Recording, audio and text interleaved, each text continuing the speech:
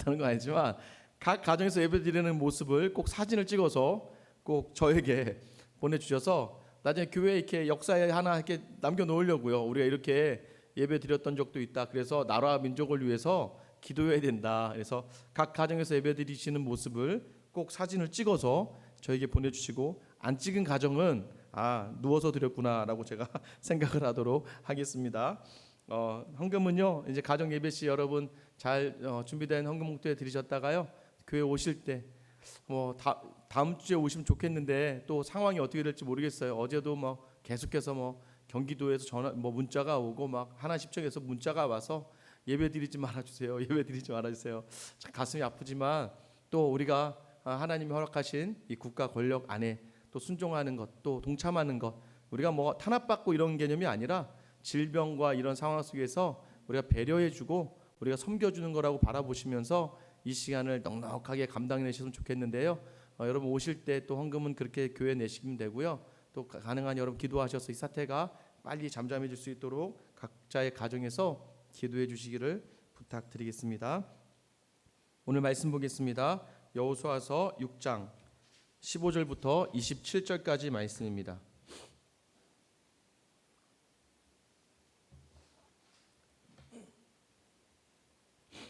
여호수아서 6장 15절로 27절 말씀까지 쭉 같이 한 목소리로, 가정에서도 같이 한 목소리로 읽도록 하겠습니다.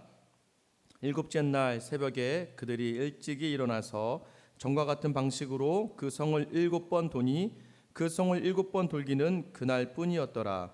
7번째에 제사장들이 나팔을 불 때에 여호수아가 백성에게 이르되 외치라. 여호와께서 너희에게 이 성을 주셨느니라. 이 성과 그 가운데 있는 모든 것은 여호와께 온전히 바치되 기생 라합과 그 집에 동거하는 자는 모두 살려주라. 이는 우리가 보낸 사자들을 그가 숨겨 주었음이니라. 너희는 온전히 바치고 그 바친 것 중에서 어떤 것이든지 취하여 너희가 이스라엘 진영으로 바치는 것이 되게 하여 고통을 당하게 되지 아니하도록 오직 너희는 그 바친 물건에 손대지 말라. 은금과 동철 기구들은 다 여호와께 구별될 것이니 그것을 여호와의 곳간에 드릴지니라 하니라. 이에 백성은 외치고 제사장들은 나팔을 불매 백성이 나팔 소리를 들을 때에 크게 소리질러 외치니 성벽이 무너져 내린지라. 백성이 각기 앞으로 나아가 그 성에 들어가서 그 성을 점령하고 그 성 안에 있는 모든 것을 온전히 바치되 남녀노소와 소와 양과 나귀를 칼날로 멸하니라. 여호수아가 그 땅을 정탐한 두 사람에게 이르되 그 기생의 집에 들어가서 너희가 그 여인에게 맹세한 대로 그와 그에게 속한 모든 것을 이끌어내라 하매 정탐한 젊은이들이 들어가서 라합과 그의 부모와 그의 형제와 그에게 속한 모든 것을 이끌어내고 또 그의 친족도 다 이끌어내어 그들을 이스라엘의 진영 밖에 두고 무리가 그 성과 그 가운데에 있는 모든 것을 불로 사르고 은금과 동철기구는 여호와의 집 곳간에 두었더라. 여호수아가 기생 라합과 그의 아버지의 가족과 그에게 속한 모든 것을 살렸으므로 그가 오늘까지 이스라엘 중에 거주하였으니 이는 여호수아가 여리고를 정탐하려고 보낸 사자들을 숨겼음이었더라. 여호수아가 그때에 맹세하게 하여 이르되 누구든지 일어나서 이 여리고 성을 건축하는 자는 여호와 앞에서 저주를 받을 것이라. 그 기초를 쌓을 때에 그의 맏아들을 잃을 것이요 그 문을 세울 때에 그의 막내 아들을 잃으리라 하였더라. 여호와께서 여호수아와 함께 하시니 여호수아의 소문이 그 온 땅에 퍼지니라. 아멘. 할렐루야. 하나님은 살아계십니다. 우리가 지난 한 주 어떻게 보내셨는지 참 궁금합니다. 저는 이제 우리 새벽기도 영상을 매일매일 이제 찍어야 됐으니까 월요일날 올릴 영상을 이제 주일날 저녁에 이제 아내와 같이 아내가 기기치거든요. 뒤에 앉혀놓고 이제 이 영상을 찍는데 몇 번 빵꾸가 났는지 하다가 잠깐 다시 이제 막 영상을 찍으면서 다시 이제 또 그걸 가지고 이제 중간에 이제 잘 못했던 부분들을 이제 편집하고 하면서 조금 시간이 좀 걸렸습니다. 영상 올리면서도 영상 다 올리고 나니까 뭐 한 11시 이렇게 되더라고요. 내가 지금 뭐 하는 건지. 그래서 그런데도 또 다음날 새벽 기도잖아요. 나가야 되나 안 나가야 되나. 그래서 이제 또 나왔죠. 나와서 어떻게 하냐면 이제 그 제가 찍었던 영상을 이제 오지 이제 굳이 오지 말라고 해도 이제 한두 분 정도 기도하러 오시잖아요. 이제 기도하러 오셨으니까 기도하는데 또 그냥 기도하게 하기는 좀 뭐해서 여기를 이제 그냥 영상을 그냥 틀었는데 틀려고 하다가 아니 또 제가 앉아서 뒤에 앉아서 제 영상을 제가 보기가 좀 뻘쭘해서 그냥 바로 찬송 부르는 것까지만 하고 그냥 말씀 들고 나와서 그냥 한 두 분 이렇게 앉아 계시는데 그냥 말씀 전하고요. 또 이제 영상 찍는 게 좀 어려우니까 이제 오후에 이제는 아내 대신해서 우리 권사님 이제 낮에 좀 시간이 이제 되셔서 오시면 영상을 찍고 홈페이지에 올리면서 참 오히려 새벽기도 그냥 드리는 게 더 편하겠다라고 생각되었던 적이 한두 번이 아닙니다. 다른 목사님들 그러시더라고요. 새벽기도를 안 드려서 다들 편하겠구나라고 이제 서로 간에 농담으로 주고받으면요. 참 대부분의 목사님들이 너무 힘들다라고 얘기하세요. 마음이 어렵다. 기도하는 자리 자기가 서지 못하니까 마음이 다들 어렵다고 오히려 그렇게 힘들어 하시더라고요. 참 그런 어려운 상황 속에서요. 제가 지난주 월요일에 한번 이제 제가 광명시에 이제 잠깐 저희 집에 저희 좀 도와주러 오신 장모님 약을 좀 타려고 광명시 병원에 가서 약을 타러 갔는데 약국에 줄이 엄청 많이 서 있는 거예요. 이거 뭐지? 라고 했더니 이제 마스크 받는 줄이었던 거죠. 다시 교회로 돌아오니까 교회 앞에 이 약국에서도 사람들이 줄을 엄청 많이 서 있는 거예요. 그래서 제가 뭐가 하나 생각났냐면 저희가 한 작년인가 재작년쯤에 이제 전도하려고 마스크를 엄청 많이 사다 놨습니다. 그래서 그것을 이제 보다 보고 이제 장수를 좀 확인해 보니까 좀 여유가 있겠더라고요. 어차피 교회는 2주 정도 예배가 드려지지 않으니까 교회 비치할 일도 없고. 그래서 우리 이제 권사님 집사님에게 이제 연락했습니다.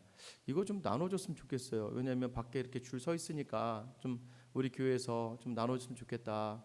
좀 서로에게 좀 지역 주민들에게 좀 도와줬으면 좋겠다는 생각이 들었어요. 그래서 이제 그 전화하자마자 오후에 그냥 늑대같이 달려오셨어요. 갑자기 전화하고 몇 시간 안 돼서 다 모이신 거죠. 모이셔서 이제 한 4분이 모이셔서 마스크 다 쓰고 이제 마스크 팩을 이제 포장을 딱 한 거죠. 그렇게 해서 이제 많이 이제 팩을 했고요. 다음 날 또 이제 11시에 모여서 이제 이거를 이제 나눠주기로 한 거예요. 교회 앞에서. 근데 그 팩을 하면서 우리가 전도지도 빼자. 왜냐면 전도지 넣으면 괜히 이것들이 전도하려고 쟁여놨구나. 이제 이런 또 욕을 먹을 수 있을 것 같아서 다 전도지도 빼고 그냥 순수하게 마스크만 이제 나눠주는 거죠. 11시에 이제 교회 앞에서요 나눠줬어요. 나눠주면서 더러 많은 분들은 감사하다 고맙다라고 얘기하셨지만요. 오히려 한두 분 이렇게 지나가면서 이 마스크 툭 던지면서 신천지 아니냐, 이거 이렇게 주면 어떡하냐 이런 식으로 좀 이렇게 굉장히 좀 이렇게 부정적으로 받아들이시는 분도 있다라는 얘기를 제가 들으면서 아유 참 이게 교회라는 이름으로 뭔가 하는데도 불구하고 오히려 우리가 신천지와 같은 그런 상대방에게 그렇게 이제 인식되어져 있구나 교회가. 근데 그날 저녁에 어느 다른 지역의 한 교회에서 예배 중에 확진자가 또 이렇게 발생했다는 소식을 딱 접하면서 야, 안 되겠다. 이제 원래 내일도 그 다음 날도 나눠주기로 했었는데 나눠주지 말아야겠다. 그래서 이제 못하겠다고 이제 연락을 다 드렸어요. 그런데 어떻게 다음 날 오전이 됐는데요. 어떤 인터넷 그 기독교 뉴스 이제 다루는 곳에서 연락이 왔어요. 저한테 연락이 오더니 인터뷰를 좀 하고 싶다는 거예요. 이제 왜 그러냐 물어봤더니 신천지와 우리 기존 교회가 좀 다르다. 근데 목사님 교회 보니까 이 마스크를 나눠주고 했다는 얘기를 들어서 어디서 들으셨는지 그것을 이제 본인이 와서 인터뷰를 좀 하고 싶다라고 얘기하시더라고요. 그런데 제가 이제 처음에는 이제 어떤 순간적으로는 야 그래 교회를 알릴 수 있는 좋은 기회가 되었다라는 생각이 있었지만 어제 그런 일들을 겪고 나니까 교회가 지금은 잠잠히 있어야 할 때구나. 조용히 자숙하면서 보내야 될 때이지 뭔가라도 드러내고 뭔가라도 하는 그 자체가 덕이 되지 않고 오히려 사람들로 하여금 오해의 소지가 줄 수 있겠다는 생각이 들어서 제가 전화드려서 정중하게 상황을 얘기해드리고 인터뷰를 이제 거절했습니다. 그냥 지금은 무엇입니까? 지금은 침묵해야죠. 뭐 우리 교회 수련회 시설 같은 게 있었다면 저도 아마 뭐 그런 정도 시설이 있었다면 국가에 우리 환자들 그 코로나 환자들 이렇게 들어와서 할 수 있게끔 했을 텐데 뭐 우리 교회에 그런 시설이 있는 건 아니니까 그 외의 것으로는 교회가 무언가 선행을 하는 것조차도 지금은 조심해야겠다, 자중해야겠다.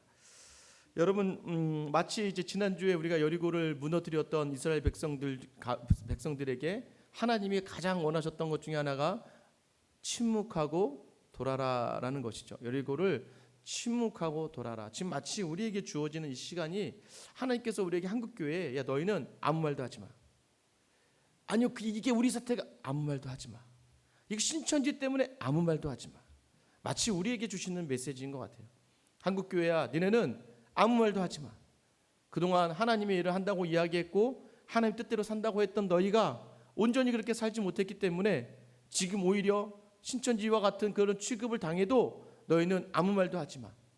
아마 이스라엘 백성이요 여리고를 돌 때요 이 여리고 성에 있는 사람들이 그랬을 거예요. 우와 쟤네들이 공격하러 온다 했는데 한 바퀴 휙 돌고 그냥 딱 가니까 뭐지? 둘째 날도 야 또 온다 했는데 또 한 바퀴만 휙 돌고 갈 때 여러분 이렇게 해서 하루 이틀 첫째 날은 두려웠을 거예요. 그런데요 둘째 날, 셋째 날, 넷째 날 됐을 때 어떻게 됐을까요? 전 장담하건대 조롱했을 겁니다. 뭐하냐 니네? 맨날 하루에 한 바퀴씩만 돌고 뭐하냐? 계속해서 여리고에 있는 사람들이 그들 향해 조롱하고 모욕하고 심지어는요 도는 이 이스라엘 백성도 어떤 마음 들었을까요? 속으로 이렇게 들었을 것 같아요. 왜 돌지 이거? 이게 되는 거야? 안 되는 거야?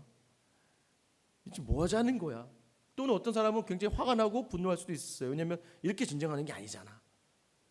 그런데 여러분 하나님 뭐라고 얘기하셨어요? 침묵해라라고 이야기했다는 거예요. 절대 입에 소리를 내지 말아라. 우리가 지난주 말씀이 어떤 말씀이었어요? 전쟁이 시작합니다. 이제 전쟁 시작하면 우와 하면서 전쟁을 해야 되는데요. 하나님은 이스라엘 백성에게 특별한 방식을 이야기하시죠. 그냥 돌아라. 어떻게 해요? 첫 번째가 뭐였어요? 언약궤와 함께 돌아라. 말씀 가지고 말씀이 너희와 함께 한다는 그 확신 가지고 돌아라. 두 번째는 뭐였습니까? 7일 7개의 날파를 불고 7번을 돌고 그것이 무엇입니까? 7이라는 완전하신 하나님이 너희와 함께 한다는 확신으로 돌아야 된다. 이것은 하나님의 전쟁이다라고 이야기했어요. 세 번째는 무엇입니까? 너희가 7일째 되는 날 나팔을 불어라. 7바퀴를 돌고 나서 제사장들이 나팔을 불어라. 왜 나팔을 불었습니까? 민수기 10장 9절에 보면 이렇게 기록되어 있다고 했죠. 또 너희 땅에서 너희가 자기를 압박하는 대적을 치러 나갈 때에는 나팔을 크게 불지니 그리하면 너희 하나님 여호와가 너희를 기억하고 너희를 너희 대적에게서 구원하시리라. 민수기 10장 9절에 너희가 자기를 압박하는 대적을 치러 나갈 때에는 지금 압박하는 대적을 치러 나가는 거니까 그때 어떻게 하라는 거예요? 그때는 나팔을 부르라는 것이죠. 하나님의 약속의 말씀을 기억하며 나팔을 불어야 된다는 것이죠. 네 번째는 무엇이었어요? 침묵해라. 소리 내지 말라는 것이죠. 10절 말씀이었어요. 6장 10절 말씀인데요. 여호수아가 백성에게 명령하여 이르되 너희는 외치지 말며 너희 음성을 들리게 하지 말며 너희 입에서 아무 말도 내지 말라. 그리하다가 내가 너희에게 명령하여 외치라는 날에 외칠지니라 하고라고 돼 있어요. 이렇게 그냥 아무 소리 내지 말고 돌아라라고 얘기했습니다. 자, 이 말씀을 받고요. 자, 11절 말씀인데요. 여호와의 궤가 그 성을 한 번 돌게 하고 그들이 진영으로 들어와서 진영에서 자니라. 딱 한 번 순종만 해도 하나님께서 무엇을 주셨다고요? 잠을 주셨다고요. 하나님은 사랑하시는 자에게 잠을 주신다는 그 잠은 평안을 이야기하는 거예요. 순종함으로 그렇게 하루 입을 열지 않고 그렇게 그 하루를 묵상하며 순종하며 돌았던 그 백성에게 하루 돌고 올 때마다 편안한 잠을, 아니 여리고성 앞에서 적진 앞에서요 잠을 허락해 주신 거예요. 여러분 이것이 하나님이 순종하는 침묵하며 주님만을 묵상하며 걸어가는 자에게 주시는 축복입니다. 오늘 여전히 나에게 다가오는 상황이 여전히 내 앞에 서 있는 환경이 내가 생각하는 것과 다르고 마치 여리고성이 서 있는 것처럼 나를 꽉 가로막아 있다 할지라도 순종하면서 그냥 주님 말씀대로 돌고 도는 그 하루를 통해서 하나님 우리에게 평안을 약속해 주십니다. 여러분 이런 평안이 여러분에게 있기를 주님의 이름으로 축원합니다. 오늘 이제 또 다시 이제 다 7째 날 돌았어요. 자, 7째 날 돌면서 어떻게 표현하냐면요. 15절 말씀이에요. 오늘 또한 전쟁의 방식이 나오죠. 15절입니다. 우리 집에서도 같이 한번 한 목소리로 읽어볼게요. 시작. 7째 날 새벽에 그들이 일찍이 일어나서 전과 같은 방식으로 그 성을 7번 도니 그 성을 7번 돌기는 그날 뿐이었더라. 자, 결전의 날입니다. 7번째 날이에요. 오늘은 일찍 일어났어야 돼요. 왜냐면 7번 돌아야 되니까. 이제 3km가 떨어져 있잖아요. 여리고와 이 길갈이 3km 정도 떨어져 있으니까 3km 걸어오는데 1시간, 그죠? 그다음에 이 여리고성을 도는데 한 1시간 정도, 다시 가는데 또 1시간. 그러니까 한 3시간 정도 걸려요, 하루에 보통. 근데 이날은 7바퀴 돌아야 되니까 한 7시간 돌아야 되잖아요. 그러니까 더 일찍 일어나요. 아침부터, 아니면 저녁 오후부터 일어나면 해가 지면 안 되니까 아침 일찍 일어나서 1시간 와서 7바퀴를 돌고, 자, 7바퀴를 돌았어요. 자, 그런데 중요한 건 무엇입니까? 여기서 특별한 구절이 들어가죠. 어떤 구절이냐면 전과 같은 방식으로라고 되어 있어요. 전과 같다. 저는요, 제 인생에 이제 어떤 삶의 태도의 자세에 대한 그런 철학이 있습니다. 뭐냐면 이유 대지 말자, 핑계 대지 말자, 여상하자. 이게 이제 예전에 청년 때 제 좀 삶에 대한, 그러니까 삶의 자세. 그러니까 우리가 이제 쉽게 이유를 대고요, 쉽게 핑계를 댑니다. 이유 대고 핑계 대는 사람의 특징이 뭐냐면 끝까지 뭔가 꾸준하게 일을 하지 못하는 사람들이에요. 여상하자라는 의미는 계속 어제와 오늘이 동일하게 계속해서 그 모습을 가지고 가자요. 왜냐면 제가 이제 그러지 못했기 때문에 아마 그렇게 살아야겠다라고 했었나 보죠. 그래서 여기서 제가 여상하다는 말 참 좋아합니다. 여상하다는 말. 그러니까 아무리 어떤 환경이 오고 어떤 상황이 와도 정말 그 마음 그대로 동일하게 그렇게 살아갈 수 있는 것. 여러분, 신앙인에게는 어떤 모습입니까? 기도하는 자리, 말씀 묵상하는 자리를 전과 동일한 방식으로 해내는 것이죠. 그러니까 전과 같은 방식이 주는 것이 바로 오늘 승리의 요인 중에 하나였다는 것입니다. 전과 같이 동일한 마음을 가지고 돌았다는 거예요. 침묵하고 또 법궤와 함께 계속해서 돌았다는 것이죠. 신앙생활 하는 데 있어서도요, 이런 분들이 굉장히 안정감이 있습니다. 신앙생활하면서도 안정감이 있어야 돼요. 일희일비하면 안 되는 겁니다. 좋을 때는요, 이분은 참 간이고 쓸려고 다 빼줄 것처럼 너무 좋다가도 어느 날 이분 마음 딱 상하면 어쩜 그렇게 저렇게 사람이 저렇게까지 변할 수 있을 정도까지 느껴질 정도로 서운한 마음을 막 표현하는 분들이 있어요. 여러분, 신앙생활에 우리가 성숙하다는 의미는 무엇입니까? 다 우리가 모든 관계는요, 다 그리스도와의 관계 속에서 만들어져야 되는 거예요. 내 개인적인 생각으로 만들어졌을 때는요, 거기에서 일희일비합니다. 왜냐하면 다른 사람들이 나를 인정해주고 다른 사람이 나를 칭찬해줄 때는 굉장히 좋았다가, 또 다른 사람들이 나를 몰라주고 다른 사람이 나를 서운해하면 굉장히 막 다운이 돼서 하면 신앙생활을 온전히 감당 못해요. 우리는 하나님만 바라봐야 됩니다. 그래서요, 하나님과의 관계가 균일하게 동일하게 돌아가는 사람은요, 사람 때문에 상처받지 않아요. 왜요? 여러분, 사람은 다 똑같습니다. 오늘 제 집에서 예배 드릴 텐데, 지금 집에서 예배 드리시는 분들 어떤 자세로 드리고 있죠? 어떤 자세로 드리고 있을까요? 지금이라도 다시 한번 권면하니까 집에서 드리시는 분들 다시 자세를 고쳐 잡으시고 다시 똑바로 앉으셔서 예배를 좀 드리시기 바랍니다. 동일하게 주일날 교회에서 드리는 것과 동일한 마음과 자세로 드려질 때에 하나님이 그곳에서 임재하시는 것이죠. 이게 바로 우리 삶의 승리의 요인 중에 하나입니다. 전과 같은 방식으로, 좋은 습관으로, 이기는 습관으로 살아내는 것. 두 번째는 무엇입니까? 16절 말씀 보세요. 16절입니다. 같이 한번 읽어볼까요? 16절 시작. 7번째에 제사장들이 나팔을 불 때에 여호수아가 백성에게 이르되 외치라, 여호와께서 너희에게 이 성을 주셨느니라. 자, 돌았습니다. 나팔을 부른 거 지난주에 했으니까 나팔을 불었어요. 그 다음에 뭘 하라고요? 외치라는 거죠. 외쳐라. 7번째 날까지는 전과 같이 행하였고 하나님 명령하신 제사장들이 나팔을 붑니다. 그럼 백성은 뭐 하라고요? 외치라고요. 여러분, 뭐라고 외쳤을까요? 제가 이거 사실 뭐 쓸데없는 건데 이거 가지고 고민이 되더라고요. 할렐루야라고 했을까? 아니면 주여 그랬을까? 아니 주소서 그랬을까요? 아무튼 뭐 외치는 삶. 여러분, 이게 바로 승리하는 삶 가운데 하나라는 것이죠. 여러분, 왜 외쳐야 됩니까? 이미 주셨으니까. 이미 주셨다고 이야기하잖아요. 이 외치며 작정하는 그 마음 가운데 이미 주셨다는 거예요. 이렇게 전과 같은 방식으로 순종하는 삶과요, 하나님을 향한 간절한 외침, 확신을 가지는 외침은요, 반드시 승리를 주십니다. 믿으십니까? 이게 하나님이 주시는 방식이에요. 저는 그래서요, 선포하라고 해요. 선포하라고. 이게 주여, 이게요, 물론 간절한 하나님, 그러니까 확신을 가지고 선포하는 거예요. 왜요? 주여 하는 그 순간에 내가 확신하는 우리의 주님 대신, 주인 대신 주님께서 이 기도를 들어주실 거라고 하는 확신. 그 다음에 세상을 향한 담대한 선포. 나는 주님만이 나의 그리스도다라는 확신을 가지는 선포라는 것이죠. 이 외침이 우리 삶 가운데 있어야 된다는 것이죠. 그럴 때 우리가 승리한다는 거예요. 주중에요 한 자매한테 연락이 왔습니다. 제가 이제 가르치던 제자예요. 오늘 전화 오더니 목사님 큰일 났대요. 울면서 전화가 왔어요. 왜 무슨 일이야? 자기가 교통사고가 나서 병원에 입원했었는데요. 병원에 입원한 중에 엑스레이를 이렇게 찍었는데 그 엑스레이를 찍고 나서 딱 와서 이제 병원에 대기 중이었는데 어제 연락이 왔다는 게 무슨 연락이 확진자가 그 엑스레이 찍을 때 같이 있었다는 거예요, 자기랑. 그러니까 엑스레이 찍을 때 자기는 이제 마스크도 안 하고 대기하고 있어서 이제 그 CCTV로 보니까 자기 옆에 그 환자가 앉아 있었다는 것이죠. 그래서 이제 자기가 이제 너무 두렵고 오늘 그래서 이제 이제 검사를 받았고 내일 아침에 이제 결과가 난다는 거예요. 자기 이거 나면 어떡하냐고 이제 예전에 그래도 자기도 이제 교회 가서 예배도 드렸었고 또 만나는 사람도 있었는데 심지어 자기 면회 온 사람하고 같이 밥도 먹었는데 자기 너무 그 사람들한테 미안하고 확진이 되면 그 사람들 삶에 영향을 주는 거잖아요. 그러니까 사실 우리가 예배 안 드리는 이유가 배려해 주는 거예요. 다른 사람들을 배려하는 겁니다.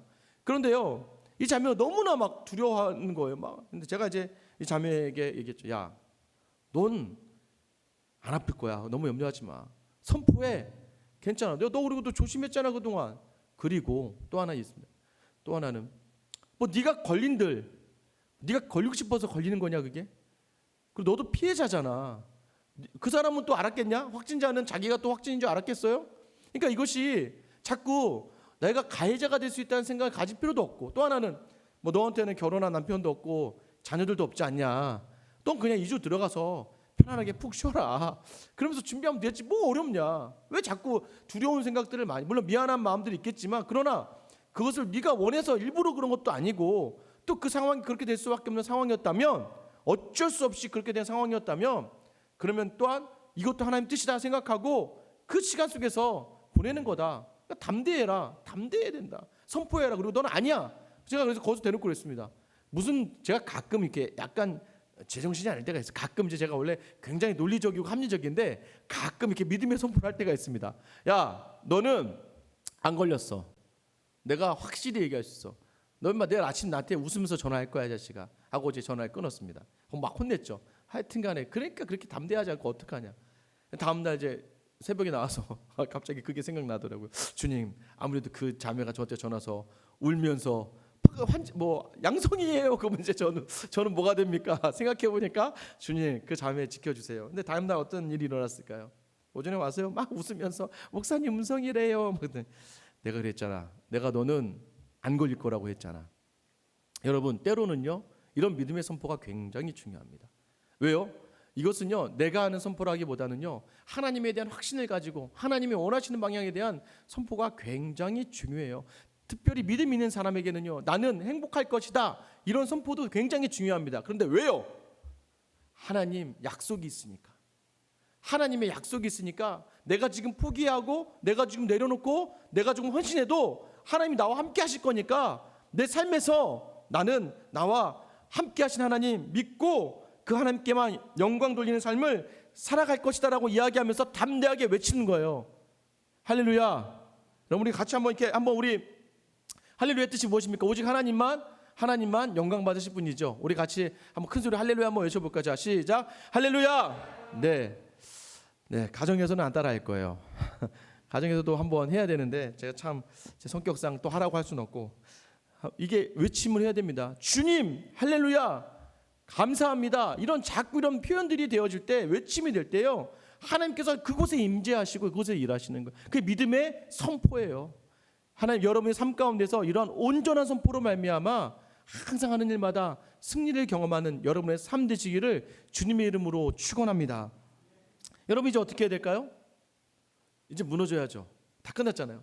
외쳤으니까 무너져야 돼요. 야, 근데 우리 하나님이요 정말 인생에 우리 하나님이 하시는 방법은 참 우리 생각과 다릅니다. 이제 좀 무너질 때 되지 않았나요? 뭘 또 7일 동안 돌았고 7바퀴 돌았고 나팔 불었고 소리 질렀어요. 무너져야 되잖아요. 근데 잠깐 하면서 17절부터 19절 말씀이 또 들어옵니다. 우리 같이 한 목소리로 같이 읽어볼게요. 시작. 이 성과 그 가운데 있는 모든 것은 여호와께 온전히 바치되 기생 라합과 그 집에 동거하는 자는 모두 살려주라. 이는 우리가 보낸 사자들을 그가 숨겨주었음이니라. 너희는 온전히 바치고 그 바친 것 중에서 어떤 것이든지 취하여 너희가 이스라엘 진영으로 바치는 것이 되게 하여 고통을 당하게 되지 아니하도록 오직 너희는 그 바친 물건에 손대지 말라.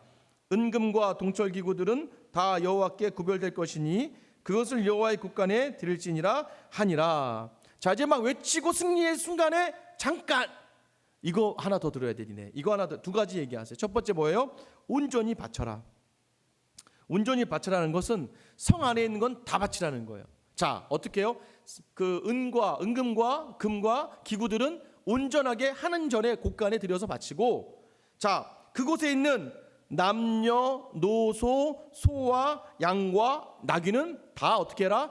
진멸해라. 이것이 하나님께 온전히 바치는 것이다. 이제 이런 표현을 가지고 이제 믿지 않는 사람들은, 야, 니네 하나님 너무 잔인하다. 어떻게 아이들을 죽이냐? 어떻게 가축을 죽이냐라고 이야기할 수 있어요. 그런데요, 여러분, 이 성경에 이 여호수아를 통해 쓰시는 목적이 있어요. 이것은 무엇입니까? 뭐 여러 가지 신학적인 이야기를 제가 다 이야기할 수 있지만, 일단 첫 번째는 뭐냐면 죄에 대한 진멸을 이야기하는, 너에 있었던 그 죄, 이 죄가 얼마나 무서운 것인지 하나님을 대적하는 것들, 하나님을 모르는 것들, 하나님을 배신하고 등 돌리는 모든 것들이 다 죄잖아요. 하나님 이런 모든 것들은 다 진멸해야 된다고 하면서 이러한 전쟁에 그 진멸을 이야기하시는 핵심이 있는 거예요. 상징성을 가지고 있는 거예요. 남녀노소에서 아이들 죽여라, 이것들이 이 너희가 이곳에 400년 전에 아브라함에게 하나님이 약속하십니다. 이 땅에 아직은 죄가 관영하지 않아서 아직은 이 땅 가운데 내가 심판을 내리지 않을 거야. 400년 후에 이 땅에 죄가 관영하게 될 거야. 왜냐하면 아브라함이 가나안에 있잖아요.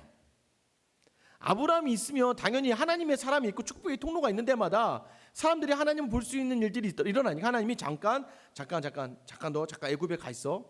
자, 여기 이제 이 땅 가운데 죄가 관영하게 될 텐데, 이것은 이제 오늘날 우리에게 주시는 말씀이에요. 무엇이냐면 그 죄가 얼마나 우리로 하여금 하나님을 떠나게 하는지. 그래서 두 번째 의미가 뭐냐면 이 땅의 사람들 놔뒀을 때 이게 누가 문제가 되냐? 우리가 문제가 된다는 거예요. 맞죠? 실질적으로 가나안 사람 다 죽여요? 못 죽여요? 다 못 죽여요. 가나안 사람들과 이 이스라엘 백성들이 타협해요. 그래서 살려줘요. 기브온 족속하고도 언약을 맺고 살려주고요. 또 나중에 점령 다 안 하고요. 그냥 더불어 살아요. 그냥 종으로 데리고 살고 다 죽이지 않아요. 그게 어떤 문제를 일으킵니까? 이후에 바알, 아세라 이런 모든 신들이 전부 다 이 가나안 사람들로부터 이스라엘 백성들이 배워서 하나님과 바알과 아세라를 겸하여 섬기게 되는 일들이 일어나죠. 여러분, 여기 초점이 뭐냐면요, 하나님은요 자기 백성에게만 집중하세요. 하나님은요 오직 자기가 선택한 백성에 집중하신다는 걸 강조. 이게 무엇을 얘기하냐면 우선순위를 얘기해요. 하나님은 세상의 그 무엇보다도 나를 사랑하시고 우리를 위하시는, 하나님 굉장히 그때만큼 굉장히 이기적인 분이세요. 왜 그런 줄 아세요? 그 이기의 끝이 어딘 줄 아세요? 그 이기적임의 끝이 우리를 너무 사랑하셔서 자기 아들까지 죽이시는 분이 하나님이세요. 너무 이기적이시죠? 너무 이기적이세요.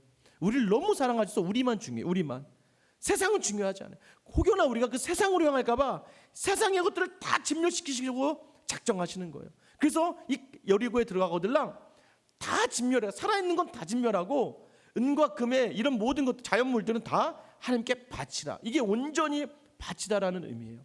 이 의미의 핵심은 가장 우선순위를 우리 자기 백성에게 두신다고 하는 그 하나님의 마음이 이곳에 담겨져 있는 거예요. 승리보다 더 중요한 것이 무엇이에요? 이것이에요. 온전히 바치는 것. 온전히 바친다는 건 무엇이에요? 하나님이 우리를 얼마나 사랑하시는 만큼 너희가 죄 가운데 서지 않도록 하나님 우리를 향하여 명령하시는 거예요. 특별히 여리고 성이요 얼마나 악한 성인지를 26절 말씀을 통해서 알 수 있습니다. 26절 말씀 제가 읽어드릴게요. 여호수아가 그때 맹세하게 하여 이르되 누구든지 일어나서 이 여리고 성을 건축하는 자는 여호와 앞에서 저주를 받을 것이라. 그 기초를 쌓을 때 그의 맏아들을 잃을 것이요 그 문을 세울 때 그의 막내 아들을 잃으리야 하였더라. 이 견고한 여리고와 같은 도시, 이 도시가 주는 것이 무엇이? 편리함, 유익, 자기 만족, 힘, 세상의 능력, 세상의 명예잖아요. 이 여리고가 그렇게 성장한 성이다. 그래서 다시 만약에 이후에 여기를 쌓고자 하는 자는 이런 저주를 내릴 거야 할 정도로 이 여리고를 하나님께서 죄의 온상으로 바라보시며 진멸하기를 바라시는 거예요. 이게 바로 하나님께서 온전히 진멸하라는 것이죠. 그 다음 땅의 것들에 대해서 뭐예요? 온전히 바치라는 거예요. 말씀대로 너희 생각을 조금이나 담고 하나 너희 욕심을 담아내지 말라고 온전히 바치라는 거죠. 19절 말씀이죠. 은금과 동철 기구들은 다 여호와께 구별될 것이니 그것을 여호와의 곳간에 드릴지니라. 24절입니다. 무리가 그 성과 그 가운데 있는 모든 것을 불로 사르고 은금과 동철기구는 여호와의 집 곳간에 두었더라. 하나님의 전에 들여 넣으라는 거예요. 이것은요, 동일한 선상에서 우리에게 어떤 걸 요구하시냐면요, 너희가 삶의 우선인 것처럼 너희도 삶의 우선이 내가 되어야 된다는 것이에요. 너희가 나로 말미암아 살아가는 사람들이다라는 것을 너희 삶을 통해서 그것을 인정하는 고백을 하라는 것이죠. 그래서 은과 금이 얼마나 좋습니까? 근데 그것을 하나님께 드린다는 건 뭐예요? 하나님, 이것은 하나님께서 우리를 살게 하시니까 우리 모든 삶이, 이거 당장 이스라엘 백성이 지금 뭐 재산이 있어요? 여기 여리고의 첫 진멸한 성이잖아요. 여기서 원래 전쟁하고 이기면 자기가 취하는 건데, 이 전쟁을 내가 힘으로 해서 이겼다고 생각하지 않고 하나님이 이기게 하셨다는 확신을 가지고 하나님께 온전히 드리는 거예요. 그래서 사실은 이런 본문에서부터 뭐가 나오냐면, 첫 열매를 드린다, 우리가 월상 예배 드린다는 그런 정신이 여기에 담겨져 있는 거죠. 내가 직장에 들어가서 또 내가 어떤 일을 할 때 첫 열매를 하나님께 온전히 드린다라는 그런 본질이 담겨져 있는. 그렇다고 해서 여러분이, 저는 좀 권면하건데, 여러분 마음도 내키지 않는데 나중에 첫 월급 타거나 사업장 열어서 이익을 교회에 다 온전히 바치, 이런 건 하지 마시기 바랍니다. 마음이 중요한 거예요. 마음이. 그런 마음으로 살고 있느냐가 중요한 거예요. 여호수아 시대에 여리고를 점령한 것이 과연 네 힘이었냐, 하나님의 힘이었냐? 하나님이 너희를 그렇게 온전히 사랑하신 것처럼 너도 이 은금보다도 하나님 우선한다는 그런 믿음의 표현으로서 이 은과 금을 하나님의 전 곳간에 온전히 드렸다는 것이죠. 이게 온전히 바쳐라. 첫 번째, 명령을 주세요. 진멸하기 전에. 두 번째는 무엇이었습니까? 17절 말씀입니다. 17절 같이 한번 읽어볼까요? 시작. 이 성과 그 가운데 있는 모든 것은 여호와께 온전히 바치되 기생 라합과 그 집에 동거하는 자는 모두 살려주라. 이는 우리가 보낸 사자들을 그가 숨겨주었음이니라. 두 번째 명령 무엇입니까?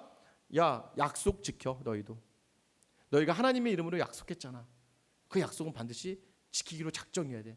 전쟁 중에 여러분, 어떻게 라합의 집을 찾아내서 라합을 지금 성이요, 여러분 이제 성이 우르르 다 무너지진 않아요. 사방팔방이. 아마 한쪽 구덩이가 확 무너졌겠죠. 가장 잘 들어갈 수 있는 쪽이 무너져. 왜냐하면 라합이 성벽에 살고 있었거든요. 성벽이 다 무너지면 라합도 죽어버려요. 그러니까 아마 한쪽 구덩이가 확 무너졌을 거예요. 그럼 그곳으로 이스라엘 백성들이 확 진격해서 들어갈 때, 들어가서 전쟁하기 전에 먼저 기생 라합과 그의 집을 먼저 발견해서 그 집을 먼저 너희가 살려내라. 우선이라는, 우선. 그러니까 이 성을 점령하는 것보다 더 우선이 뭐냐면 기생 라합과 그 집을 살려주는 게 우선이라는 거. 이것은 무엇이냐면 하나님의 이름으로 약속했던 것들이 우선이라는 거예요. 우리가 힘으로 할 수 있는 모든 것들보다 하나님 앞에서 약속했던 것이 우선이니까 그 약속 기억하면서 거기를 먼저 살려내라는 것이죠. 22절, 25절 계속해서 동일하게 이 말이 강조되어져요. 왜 그렇습니까? 하나님이 하시는 전쟁은요, 우리 생각하는 것처럼 우리 생각으로 진멸하고 무너뜨리는 것이 아니라 하나님의 말씀이 우선하고 하나님 앞에서 약속한 그 약속이 우선하는 거예요. 여러분 삶 가운데서 하나님과 약속했던 부분들 있지 않습니까? 여러분 그것을 대해서 먼저 기억하라는 거예요. 여리고가 무너지기 전에 내 삶에 여리고가 있어요. 그 여리고를 무너뜨리기 전에 내가 혹시 이전에 하나님께 약속했던 것들이 무엇이었지? 내가 하나님께 무엇을 드리게 했고 하나님이 나에게 주신 것이 무엇이지? 또는 내가 믿음의 형제들과 자매들에게 도움받았던 것들이 무엇인지를 고민해보고 고민해서 이 여리고가 무너지는 그 순간에 제일 먼저 그 약속의 자리를 찾아가서 그 약속을 지켜내는 것, 이것을 하나님이 더 귀하게 여기신다는 것입니다. 여러분 라합이요, 하나님과 이스라엘에 대한 소식을 들었어요. 여러분 두렵고 떨렸을 거예요. 그런데 여기는 라합뿐만 아니에요. 여리고의 모든 백성들도 두렵고 떨렸을 거예요. 그런데 그녀는 무엇이었습니까? 정탐꾼들이 왔을 때 그녀는 어떻게든 그 정탐꾼 앞에서 자기가 알고 있는 하나님을 고백하고 싶었어요. 그리고 그가 목숨을 걸고요, 그 정탐꾼을 살려주지 않습니까? 그런 그녀와 그녀의 가족을 약속대로 먼저 구해내야 된다는 거예요. 제가 이제 교회 얼마 전에 이제 여기 나왔던 말씀 저녁에 준비하고 있는데요. 이제 제 동기 목사에게 전화가 왔어요. 아마 이 동기 목사님이 아마 이제 큰 교회로 갈 수 있는 기회가 생긴 것 같아요. 큰 교회로. 그러면서 이제 제가 이제 사실은 그 전에 저도 이제 청빙을 좀 준비하고 있었던 터라 이제 서류 같은 거 이제 뭐 제가 여기 사용하지 못했는데 아쉽습니다. 잘 만들어놨는데. 그래서 이제 어제 이력서 자기소개서에다 이제 목회 계획서 같은 걸 이제 좀 제가 막 고민해서 작년에 막 열심히 준비해서 잘 만들어 놓은 게 있어요. 막 사진도 넣고 해가지고는 목회 계획에 대한 방법들 쫙 이렇게 해놔서 참 제가 봐도 잘 만들었습니다. 그래서 이제 서류들이 있는데 도와달라 그래서 이제 그 친구에게 제가 이제 보내줬어요. 이렇게 보내줬더니 보더니 야 재윤아, 어유 야 너무 잘 만들었다. 그럼 저에게 이제 뭐라고 뚝 던지냐면 이제 그 친구가 이제 지금 진행 중인 교회가 한 1,000명이 넘는 큰 교회거든요. 근데 그 친구가 저에게 그러는 거야. 야 이런 교회는 지현아 너 같은 목사님이 와서 이런 교회는 네가 해야 되는데 이러는 거예요. 순간요, 여러분 좀 뭐 딱 하나 뭐 순간 그 말을 듣는 순간 하나의 망설임도 없었습니다. 제가 뭐라 했냐면 미쳤냐 내가 그 교회 가게. 그래서 내가 그 교회 가서 무슨 고생을 하라고. 야 나 지금 되게 좋아. 나 지금 되게 행복해. 야, 아마 우리 아내도 별로 안 좋아할 걸. 아내도 역시 마찬가지로 저희 아내도 아니 거기보단 여기가 좋은 것 같아. 이렇게 얘기할 정도로. 여러분 제가 왜 이 얘기를 하냐면요. 이 교회 와서요. 제가 처음 하나님 앞에 약속을 했잖아요. 하나님 보내주신 이 교회 제가 마음 다해 섬기겠습니다라고 했고요. 와서 어떤 일들을 경험했습니까? 우리 성도님들 정말 단 한 분도 노는 분이 없으세요. 다 각자의 자리에서 제가 보세요. 마스크 이거 한번 나눠줬으면 좋겠는데요. 하자마자 그냥 훅 와가지고는 후다닥. 제가 야 이거 어벤져스야. 무슨 전화 한 통이면 다 모여 들어가지고 한 번에 다 끝나. 얼마나 기다렸던지 목사가 뭐 하는 부탁을 기다리셨던 것처럼 후다닥. 제가 주중에 있을 때마다요. 뭐 제가 혼자 있는 거 걱정하시는 분 많으세요. 뭐 집사람 오셔서 밥도 사주시고 목사님 혼자 계시죠 하면서 연락 오시는 분들 많고 무엇입니까? 저도요. 이 목사의 자리 감당내면서 참 많은 도움도 받고 또 많은 권면도 받고 또 많은 칭찬과 많은 인정도 받아요. 그러니까 앞으로도 마찬가지겠죠. 제가 여러분 이 교회에서 하나님이 보내주신 곳이고 하나님께 약속한 곳이니까 그 마음으로 사역 감당해야 되는 거죠. 그래서 여러분 매일 이 환대의 마음을 기억하는 목사가 되고 싶은 마음이에요. 여러분이 기도해 주시기를 바랍니다. 여러분에게 저는 또 어떠한 목사인가요? 여러분 저 처음 볼 때 좋지 않았나요? 좋았죠? 여러분 다 좋으셨어요? 이건 확실합니다. 왜냐면 막 저 보시고 막 울고 그랬어요. 그냥 저 얼굴만 봐도 막 눈물 흘리시고 막 그러셨거든요. 왜 그렇게 눈물 흘리시고 왜 이렇게 좋아하셨어요? 하나님께 여러분 기도하셔서 어쨌든 뭐 제가 그 목사인 것 같지만 뭐 확신은 하나님이 아시는 거고 제가 온 거잖아요. 저 반납했을 때 다들 눈물 글썽글썽거리시고 감사하다고 하시고 하셨잖아요. 여러분 앞으로 갈 때도요 그런 마음으로 가시는 거죠. 그때는 우셨고 자 지금 어때요? 지금 함께 웃고 있잖아요. 우리가 함께 기뻐하고 있잖아요. 함께 즐거워하고 있잖아요. 그러니까 함께 울고 함께 웃으면서 우리 그렇게만 살아냈으면 좋겠습니다. 그렇게만 우리가 교회 생활했으면 좋겠어요. 그 웃는 마음 가지고요 계속 나갔으면 좋겠어요. 오늘 여호수아가요 그 라합의 그 목숨 건 믿음의 반응을 기억하며 갚습니다. 저와 여러분이 서로 꼭 기억하면서 갚아내면서 서로에게 가장 좋은 것을 주며 서로에게 가장 좋은 것을 나눌 수 있는 주님의 귀한 공동체가 되기를 주님의 이름으로 축원합니다. 여러분 이제 여리고는요 끝났어요. 20절 말씀만 볼까요? 20절 말씀 보면은요. 이에 백성은 외치고 제사장들은 나팔을 불매 백성이 나팔 소리를 들을 때에 크게 소리질러 외치니 성벽이 무너져 내린지라. 백성이 각기 앞으로 나아가 그 성에 들어가서 그 성을 점령하고. 할렐루야. 이제 난공불락의 요새가 무너져 내렸습니다. 우리가 먼저 준비되고 우리가 먼저 순종하고 서로에게 헌신하며 넓고 깊게 설 때에 하나님은 견고한 성읍인 여리고를 무너뜨리듯이 여러분 개인의 삶에 있는 여리고 또 우리 교회 공동체가 가지고 있는 여리고를 무너뜨려 주실 것입니다. 여러분 왜 이런 일들을 행하셨습니까? 여리고를 향한 죄에 대한 진멸이었어요. 또한 자기 백성에 대한 확실한 구원이었어요. 그 믿음의 고백을 하는 라합과 라합의 가족을 살리기 위한 하나님의 사랑이 또 이곳에 담겨져 있습니다. 소식을 들으면 그것을 듣고 두려워할 수 있습니다. 그러나 두려움과 만만함과 하찮은 소식으로 듣는 사람들이 너무나 많지만 우리에게 들려지는 이 소식은 우리에게 좋은 소식, 굿 뉴스가 되어서 복음이 되게 하셨어요. 이 땅은 그것을 들을 때 마지막 날에 심판이 있을 것입니다. 그러나 우리에게는 언제나 승리가 있어요. 그래서 예수 그리스도 온전히 믿고 그 믿음으로 순종하며 침묵하고 외치고 또한 그것에 대해서 전과 같은 방식으로 행하며 나아갈 때에 하나님께서 우리에게는 승리를 주세요. 그래서 우리는 자꾸 말씀을 가지고 두렵고 떨림으로 맞지만 믿음으로 확신하며 담대하게 나아가야 돼요. 여러분들 그럴 수 있는 상황인가요? 사업체들이 돈이 돌지 않는데요. 돈이 안 든대요. 사업하시는 분들 걱정이 너무 많으세요. 왜냐하면 사업 안에 하시는 직장의 직원들이 있잖아요. 직원들 월급을 줘야 되는데 지금 뭐 아무것도 안 돌아가잖아요. 다 안 돌아가잖아요. 직장에서도요 휴가 쓰라고 그래요. 근데 무급이에요. 무급. 돈 근데 국가에서 5만 원 주니까 5만 원, 근데 그 5만 원 가지고 어떻게 살아요? 자식들을 맡겨야 되는데 맡길 데가 없어요. 우리 교회 집사님 중에서도 막 어쩔 수 없이 부모님 댁에 맡기고, 어쩔 수 없이, 여러분 뉴스 보셨잖아요. 어쩔 수 없이 할머니, 그 어머니 댁에 맡겼다가 어머니 잠깐 나간 사이에 그 집에 불이 나가지고 아이가 다 죽었잖아요. 여러분 그 마음이 얼마나 아프겠습니까? 그 마음 찢어지겠죠. 먹고 살기 힘들어요. 각 가정을 돌봐야 되는데 돌보기 어려운 상황이 계속되고 있습니다. 이 코로나 사태로 말미암아 점점 악순환이 계속되고 있어요. 그런데 무슨 침묵하며 돌라고 하는 것인지, 이럴 때 되면 우리가 참 그렇게 하기가 너무나 힘이 들어요. 목사들도 마찬가지죠. 또는 중직자들도 마찬가지고 교회도 마찬가지고 전부가 다 힘이 드는 상황 속에서도 하나님은 여전히 우리에게 요구하시는 자세가, 그래도 전과 같은 방식으로 돌아라. 침묵하며 이 시간을 자축하며 이 시간을 나를 묵상하며 돌아봐라. 그리고 그때가 될 때에 반드시 선포하며 외쳐라. 외치고 나아가면서 하나님이 나와 함께 하실 것이다라는 그 확신을 가지고 선포하며 외칠 때에 그 여리고는 무너질 것이다. 어떻게 갚아주십니까? 27절 말씀 우리 다 같이 한번 읽어볼게요. 27절입니다. 같이 읽겠습니다. 시작. 여호와께서 여호수아와 함께 하시니 여호수아의 소문이 그 온 땅에 퍼지니라. 아멘. 하나님이 그 약속 지켜주셨죠. 가정을 생각하면 여러 가지 일들이 있습니다. 왜냐하면요, 지금 돈을 벌기 위해서 멀리 가신 집사님 가정이 또 있어요. 멀리 가셨어요. 먹고 살아야 되니까. 왜냐면 먹고 살아야죠.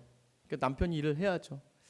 그리고요, 그 남편이 없는 자리에서 아이들이 어린이집을 못 가니까 집안에만 있어서 아이들과 벅벅대면서 있어야 되는 집사님들이 있습니다.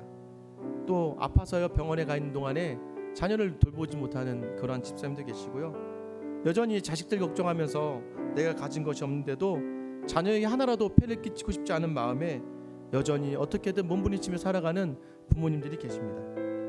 꼬박꼬박 밤을 새워가면서 일하고 잠자지 못하면서 가정을 지켜내는 집사님도 있어요. 그리고 그 가운데서 가진 거 하나도 없는데도 말씀에 순종하면서 어떻게든 나누고 어떻게든 섬기려 하는 성도들이 있습니다. 사람들이 그래요, 넌 바보구나. 그래도 여전히 하나님 때문에 섬기려고 하면서 그 자리를 돌고 있는 성도들이 있습니다. 해줄 것이 기도밖에 없다고 각자의 처소에서 또 교회